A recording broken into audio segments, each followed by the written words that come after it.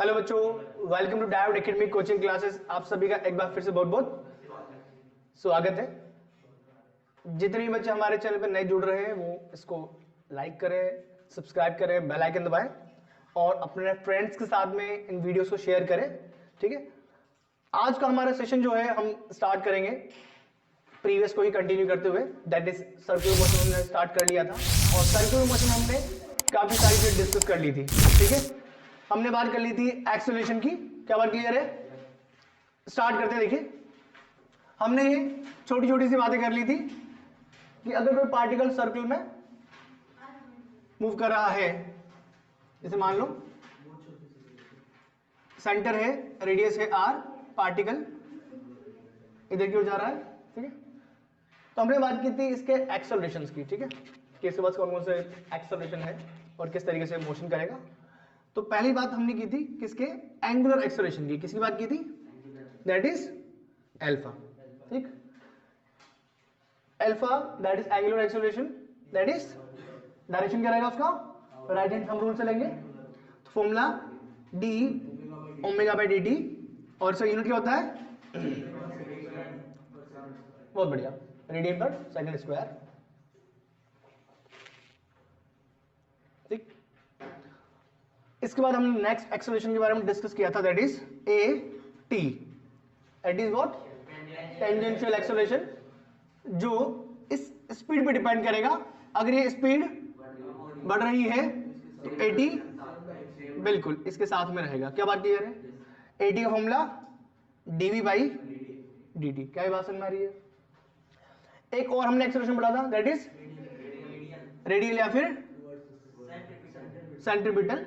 ठीक, that is A R. ठीक, जिसका फॉर्मूला क्या था? अच्छा, 80 का यूनिट क्या था बेटा? Metre per second square. Any confusion?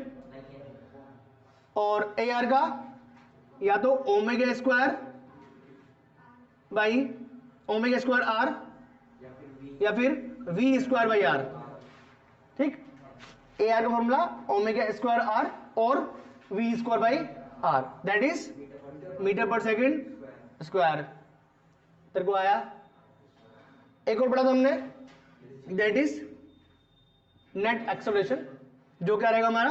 Under root A T square plus A R square. यहां तक किसी को भी किसी भी प्रकार की कोई भी दिक्कत? पक्की बात।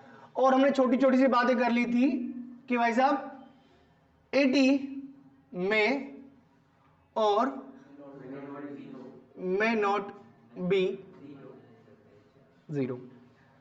क्या बात समझ में आ रही है कि एटी की बात अगर करें तो वो सर्कुलर मोशन में जीरो हो भी सकता है और नहीं भी हो सकता। क्या बात समझ में आ रही है? अगर हमसे कहा गया कि पार्टिकल यूनिफॉर्म सर्कुलर मोशन में परफॉर्म कर रहा है ना, यूनिफॉर्म सर्कुलर मोशन परफॉर्म कर रहा है, तो हम बात क्या करेंगे कि यहां पर एटी कितना है बेटा? जीरो है। क्या बात क्लियर है? हमने एक बात और कही थी, दैट इज कि A R can not be zero. Radial acceleration कभी भी जीरो नहीं होगा। अगर रेडियल एक्सेलरेशन जीरो होता है तो पार्टिकल सर्कुलर मोशन परफॉर्म नहीं करेगा। क्या बात क्लियर है?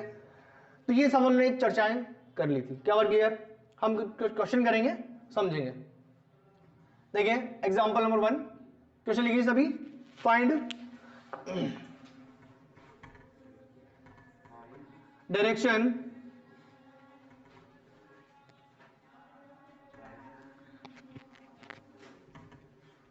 Find direction of net acceleration. क्या क्वेश्चन है? Find the direction of net acceleration. ठीक, फर्स्ट क्वेश्चन लिखेंगे। ठीक, पेंडुलम है। क्या है? पेंडुलम जानते हैं? ऑक्सीलेशन करता है, उसी की बात करें हम लोग। ठीक, कि मान लीजिए पेंडुलम इतना मैक्सिमम हाइट पर आ सकता है। ठीक है, और जब वो यहां पर है, this is initial, this is final, जब यहां पर है, इस पी पॉइंट पर है या इस पोजीशन पे है, तो बताएं उसका नेट एक्सेलरेशन किस डायरेक्शन में होगा? इस पॉइंट पे बिल्कुल लेंथ ले लेते हैं एल, ठीक। इसका पता है नेट एक्सेलरेशन। और देखें बात है नहीं,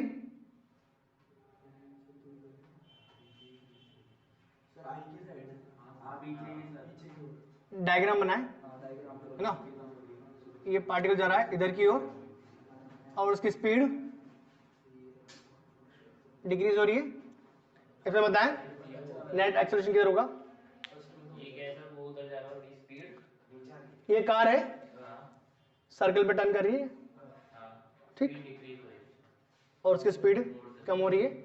आपको बताना है उसका नेट एक्सेलरेशन किधर की ओर होगा।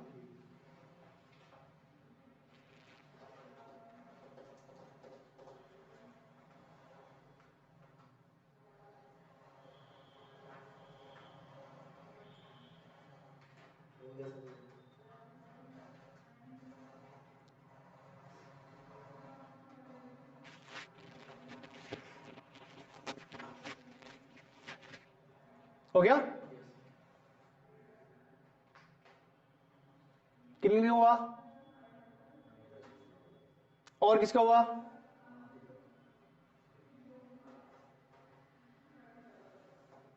प्रियंका ये ऐसे जैसे आप व्हीकल चलाते हैं, गाड़ी चलाते हैं, सर्कल पे जब टर्न करते हैं तो क्या करते हैं, स्पीड बढ़ाते घटाते हैं, कम करते हैं ना, हाँ कम करते हैं, टर्न कर रहे हैं, तब बताना आपको नेट एक्सेलरेशन का डायरेक्शन। बेसिक चीज है बिल्कुल। फॉर्मूला 1 वाले वो भी पढ़ेंगे अपन, बिल्कुल वो पढ़ेंगे अपन को इतनी स्पीड से टर्न क्यों कर पाते हैं, क्या क्या फैक्टर्स काम करते हैं, इसमें पढ़ेंगे अपन। बिल्कुल बिल्कुल फ्रिक्शन को बढ़ाने के लिए करता है ऐसा वो, हाँ बिल्कुल वो पढ़ेंगे अपन, ठीक। अच्छा मैं आपसे पूछ लूं, जैसे मैंने बताया होगा फ्रिक्शन कितना लग रहा है, आपका आंसर क्या है, पीछे। आपका आंसर, आपका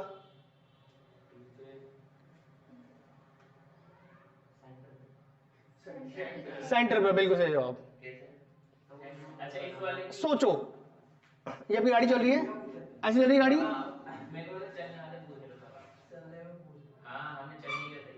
चल तो रही गाड़ी, चल नहीं रही क्या। मैं तो इस पर्टिकुलर क्वेश्चन की बात कर रहा हूँ। ऐसी चल रही गाड़ी कि गाड़ी हर एक पॉइंट पे बाहर की ओर स्लिप होना चाहती है, उसको बचाने के लिए फ्रिक्शन अंदर की ओर लगेगा। क्या फ्रिक्शन बढ़ाया नहीं बढ़ाया, तो मैंने कहा था friction can change its direction also, बिल्कुल वो रिक्वायरमेंट के अकॉर्डिंग काम करेगा। क्या बात समझ में आ रही है। पहले इसका आंसर हम लोग देखते हैं। देखो मान लीजिए ये और इसका पाथ ये रहा, क्या बात क्लियर है। यहां पर है आपका पार्टिकल, जा इधर क्यों रहा है, लेकिन स्पीड बढ़ रही घट रही है, कैसे बढ़ रही घट रही है, पक्की बात कम हो रही है। आपने बोला सर स्पीड डिक्रीज हो रही है तो 80, क्या बात समझ में आ रही है, किसी को दिक्कत इसमें।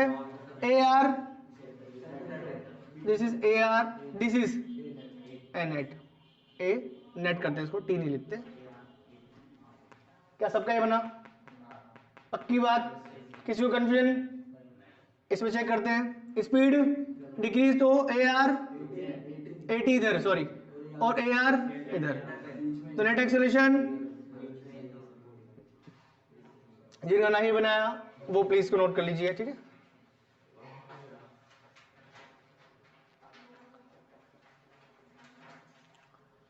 क्या बात समझ में आ रही है।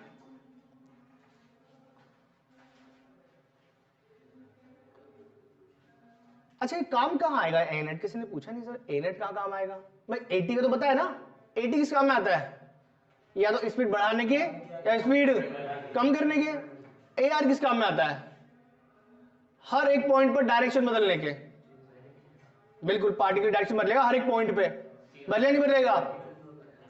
मैंने काइनेमेटिक्स से कराया क्वेश्चन, क्लॉक हैंड की एक्सेलरेशन आएगा नहीं आएगा, क्यों आएगा, क्योंकि वेलोसिटी डायरेक्शन चेंज हो रही है, वेलोसिटी का मैग्नीट्यूड चेंज, क्या बात समझ में आ रही है? घड़ी कांटे कभी तेज कभी स्लो चलते हैं क्या? नहीं, यानी कि स्पीड तो, लेकिन डायरेक्शन लगातार बदल रही, इसलिए एक्सेलरेशन डेवलप होगा नहीं होगा? बिल्कुल डेवलप होगा। क्या बात समझ में आ रही है? तो कौन सा वाला होता है उसके पास? 80 होता है, AR होता है? AR होता है।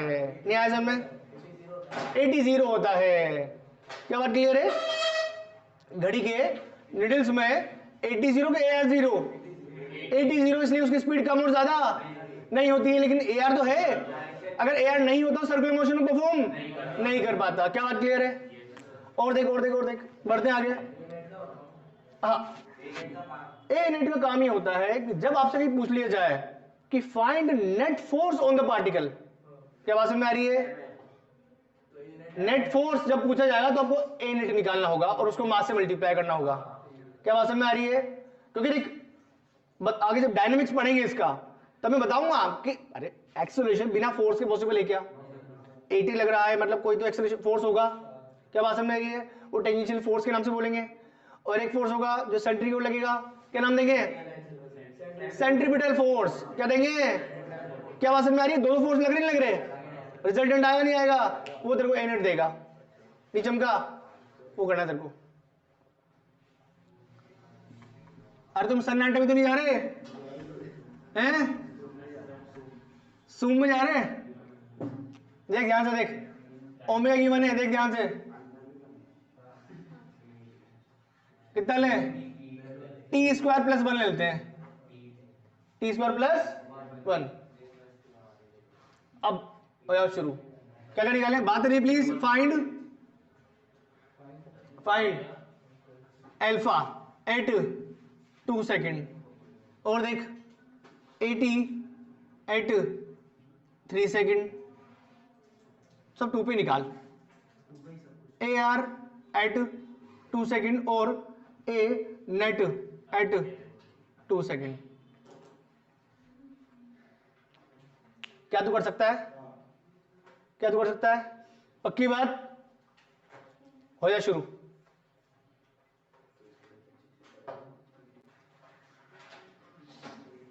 तो ये क्वेश्चन गिवन है आपको, ओमेगा गिवन कितना है? T square plus 2t, find ये सब निकालने कब? रेडियस कितना हो उसका? 1 मीटर। क्या बात क्लियर है? तो सबसे पहले अल्फा निकालते हैं, है ना? सबको पता होगा अल्फा इज व्हाट? बहुत बढ़िया, D omega by D T. तो इधर लिख लेते हैं, कितना है इसका? 2t, वैल्यू 2 की पुट करें, t की अगर 2 पुट करें तो 4 रेडियन पर स्क्वायर में। किसी को समस्या? कोई दिक्कत? अब क्या निकाले बता? 80 निकाल लेते। 80 फॉर्मूला क्या लिखा मैंने? dv बाई dt और v is equal to omega R. तो ओमेगा आर से क्यों नहीं ये लिख लो ना अल्फा आर, कोई दिक्कत है किसी को? देख ये भी तो होता है,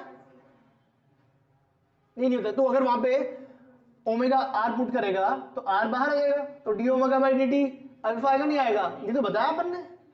अल्फा आर, अल्फा कितना? तो 4 इंटू 1 कितना आया? 4 मीटर पर सेकेंड।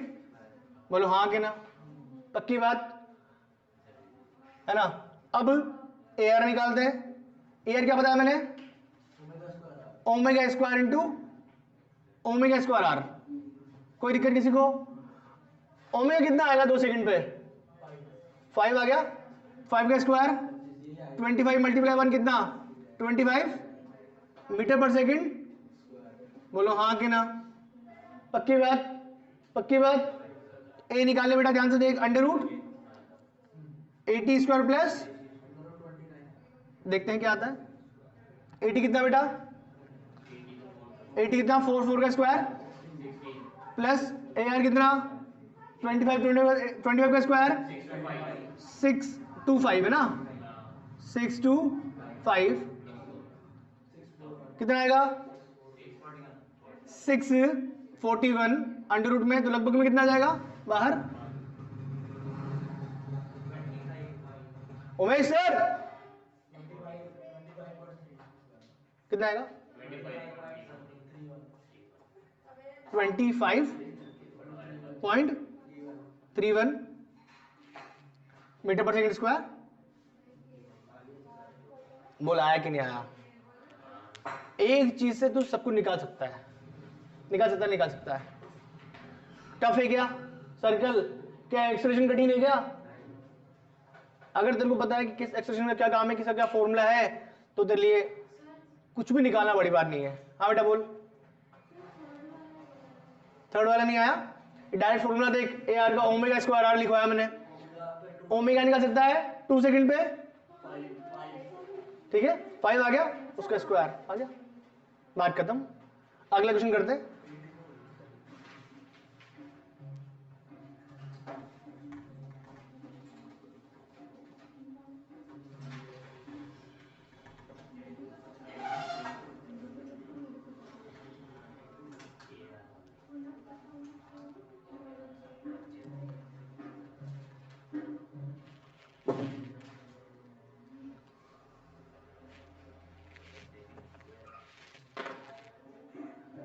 अल्फा गिवन है 3t, क्या गिवन है? अल्फा 3t गिवन है, और बोला गया है ओमेगा इनिशियल कितना? 0। क्या बोला गया? 0। Find angle between n8 and AR at 2 second. बात है नहीं? क्वेश्चन करने सब लोग ट्राई करें।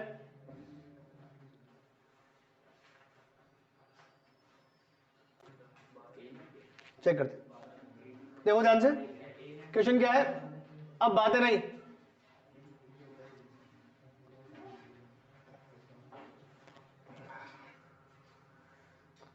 पता नहीं इतनी बातें करते क्यों है यार, बिना डिस्कस किए पता नहीं मेरे क्लास से सवाल क्यों नहीं होता। मैंने ये नोटिस की है, क्यों डिस्कस क्यों करना सवाल को?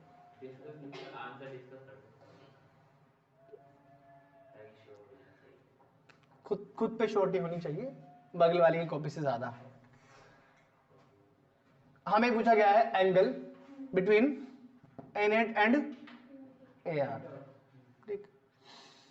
मैंने आपको बताया है कि AT और AR के बीच हमेशा एंगल कितना होता है? एक पार्टिकल मान लो इधर जा रहा है, तो अगर ये AT है और ये AR है, तो यहां बनेगा रिजल्टेंट या तो बनाएगा इससे एंगल या फिर इससे एंगल। आप जिसको बेस बनाएंगे वो उस एंगल बना लेगा। क्या बात क्लियर है? कोई चमत्कारी बात नहीं है। अल्फा दे रखा है 80, AR निकालना बड़ी बात है क्या? पहले इधर निकालता हूं मैं तेरे लिए 80। क्या आएगा 80? चलिए बोलना यार, क्या आएगा? Alpha are. 80 क्या आता है? अल्फा कितना 2 सेकंड पे? 6 इंटू 1। 80 कितना आ गया बेटा?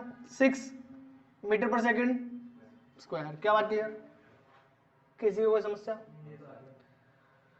AR निकाल लेते हैं। AR क्या आएगा? Omega square R. तो ओमेगा स्क्वायर आर क्यों निकालना है अपन? किसी और तरीके से निकाल सकते हैं।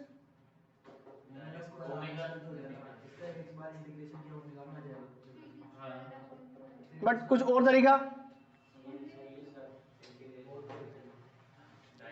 यही है शायद, है ना? तो ओमेगा कितना?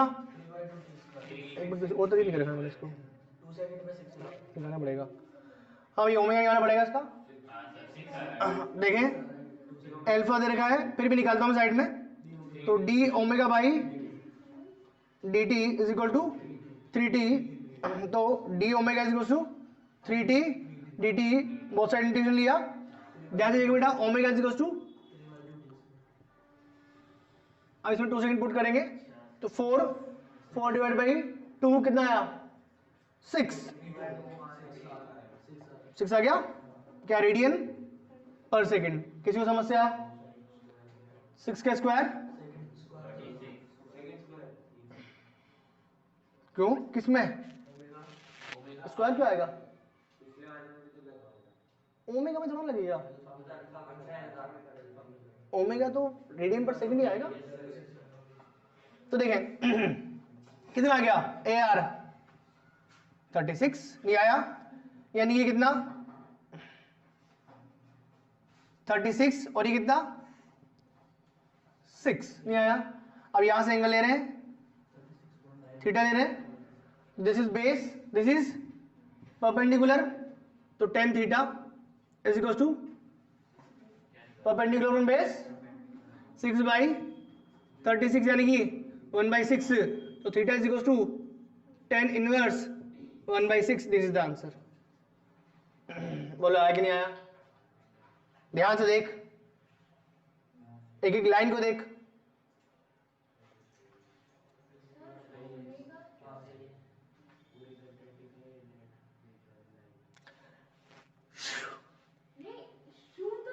फिर अड़ के चला गया आड़ा ओमेगा, हाँ ओमेगा, ओमेगा निकाला ना अपन ने, देख इधर ओमेगा कैसे निकाला, क्या अल्फा से ओमेगा पे जाना आता है, इंटीग्रेशन कर लेंगे, तो वहां से ओमेगा निकाला, ओमेगा स्क्वायर बाई आर किया, ये आ गया। देख कितना बढ़िया सवाल था, हाँ कि ना? चल से डाल, रेडियस ऑफ कर्वेचर नोट करना है, जिन्होंने नोट कर लिया वो डाले, रेडियस ऑफ कर्वेचर हेडिंग डाले और तुरंत डायग्राम बनाए, ये वाला जो बनाया मैंने इधर। टॉपिक क्या है? Radius of curvature. क्या मतलब क्या है रेडियस ऑफ कर्वेचर का? अपन ने बोला कोई पार्टिकल जा रहा है, हॉरिजॉन्टल में जा रहा है, वर्टिकल में जा रहा है, कैसे भी जा रहा है, कहीं भी जा रहा है, क्या मैं उसको सर्कुलर से रिलेट कर सकता हूं, नहीं कर सकता हूं? अगर उसका v दिया हुआ है तो क्या हम उसका ओमेगा निकालना जानते हैं?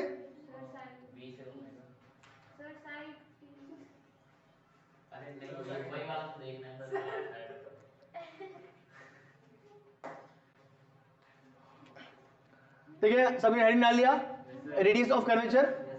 पहले समझे रेडियस ऑफ कर्वेचर क्या होता है। मैंने आपको कई बार बताया भी है कि आप किसी भी पार्टिकल को सर्कल से रिलेट कर सकते हैं, बताया अपन ने। जैसे मान लो ये पार्टिकल है, इधर की ओर जा रहा है, इस पॉइंट पे मैं खड़ा हूं मान लो, क्या मैं इसके लिए ओमेगा निकाल सकता हूं? ओमेगा निकाल सकता हूं, नहीं निकाल सकता हूं? क्या फॉर्मूला था? Omega is equal to V perpendicular by R. क्या है बताया मैंने? तो अगर ये निकाल दे कि नहीं, इसको ओमेगा आएगा और इधर की ओर घूमना शुरू कर देगा, वो घूमेगा नहीं घूमेगा पर बात की है, बट हम ओमेगा निकाल सकते हैं। क्या बात समझ आ रही है? वैसे ही जैसे मान लो कोई पार्टिकल है, स्ट्रेट में जा रहा है, सर्कल में जा रहा है, कर्व पाथ पे जा रहा है, कैसे भी जा रहा है, ठीक, आप उसको सर्कल से रिलेट कर सकते हैं, तो उसके लिए जो आप रेडियस निकालेंगे that is the radius of curvature. क्या बात समझ में आ रही है? ध्यान से देख, आपको एक पार्टिकल है P, ठीक है, तो जा रहा है इधर की ओर, इसका एक्सेलरेशन इधर की ओर दिया गया है, ठीक है। अब एक्सेलरेशन उधर की ओर गिवन है, तो हमने एक ऐसा पाथ बनाया, ठीक, और ये उसका सेंटर हमने मान लिया। क्या बात क्लियर है? सेंटर मान लिया तो उसका रेडियस ऑफ कर्वेचर होगा, वही हमारे लिए रेडियस ऑफ कर्वेचर काम करेगा। क्या बात समझ में आ रही है? कहीं पर भी कैसे भी आप उसका रेडियस ऑफ कर्वेचर फाइंड कर सकते हैं। क्या बात क्लियर है? निकालना कैसे वो देखो ध्यान से जरा। आप इसका AR जानते क्या होता है? AR क्या आएगा? AR, अरे V स्क्वायर बाई आर। ध्यान से देख, जानते हैं? बिल्कुल, तो R देख क्या आएगा बेटा? V square by AR। नहीं आया? इसको तो और सुंदर लिख, क्या लिखेगा? R is equal to V square upon component of acceleration perpendicular to velocity। नहीं आया समझ में? कंपोनेंट ऑफ एक्सेलरेशन कौन सा? जो दिया गया है उसकी बात कर रहा हूं मैं। क्या समझ में आ रही है? जो भी इस पार्टिकल पे लग रहा है मैं उसकी बात कर रहा हूं, यूं मत सोच के रेडियल की बात कर रहे हैं। बात समझ? रेडियल तो तुझे निकालना ही पड़ सकता है। क्वेश्चन मान लो, एग्जांपल करते देख, ध्यान से देख। मान लो तूने पार्टिकल को ऐसे ऐसे थ्रो किया, यहां पर बोला गया इधर से फाइंड रेडियस ऑफ कर्वेचर। क्या बात समझ में आ रही है? क्या अभी पता है तेरे को? पता ही नहीं पता है क्या? ये एक्सेलरेशन आएगा नहीं आएगा? जी नहीं आया, समझ में आया? मुझे रेडियस ऑफ कर्वेचर निकालना है, तो जो एक्सेलरेशन पार्टिकल पे लग रहा है उसका कंपोनेंट जो वेलोसिटी जैसा हो। क्या मेरी बात समझ में आ रही है? मैं ना AR की बात कर रहा हूं, ना मैं AT की बात कर रहा हूं, ना मैं ANET की बात कर रहा हूं, मैं किसी की बात नहीं कर रहा। मैं बात कर रहा हूं सिर्फ उस पे लगने वाले एक्सेलरेशन की बात कर रहा हूं मैं, पार्टिकल पे लगने वाले। क्या बात क्लियर है? उस एक्सेलरेशन का कंपोनेंट जो वेलोसिटी कैसा हो, परपेंडिकुलर हो, आपको बस वो लिखना है इसमें। क्या ये बात चमकी? और इस पर्टिकुलर क्वेश्चन की बात करें, ध्यान से देख, इसका परपेंडिकुलर, v का परपेंडिकुलर ना मैक्सिमम हाइट पे लेते चलो इसको, ताकि आसान रहेगा आपके लिए। यानी कि यहां पर बात कर ले, v इधर है कि नहीं है, g इधर है कि नहीं है, बोला आया नहीं आया? तो रेडियस ऑफ कर्वेचर क्या आया, देख ध्यान से, इसका v²/g नहीं आया मीटर में। क्या बात समझ में आई कि नहीं आई? जरूर नहीं वर्टिकल की बात करें, हम हॉरिजॉन्टल की बात कर सकते हैं, नहीं कर सकते हैं? कर सकते हैं। उसका a पता हो मुझे, v पता हो, तो v²/a perpendicular to the v। क्या बात क्लियर है? इसको नोट करिए, ये रेडियस ऑफ कर्वेचर किसकी, इसकी रेडियस बनानी है आपको, ये बन गई रेडियस। क्या बात समझ में आ रही है? ये नोट कर ले इसको। Thank you so much. कल अपन इसमें बेस्ड क्वेश्चंस की प्रैक्टिस करेंगे और फिर हम आगे बढ़ेंगे। Thank you.